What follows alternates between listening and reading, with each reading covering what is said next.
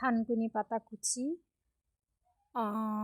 আম পাতা আর লেবু পাতা কুচি। আম পাতা যেগুলো কচি ওগুলো নেওয়া হয়েছে, এরপরে পেঁয়াজ মরিচ আর হচ্ছে এগুলো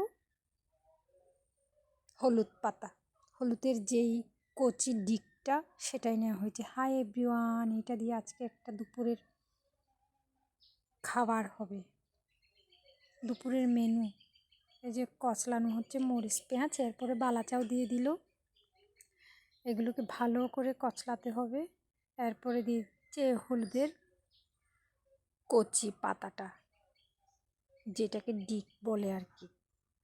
ভালো করে কচলানো হচ্ছে, নরম করে নিতে হবে ভালো করে কচলিয়ে।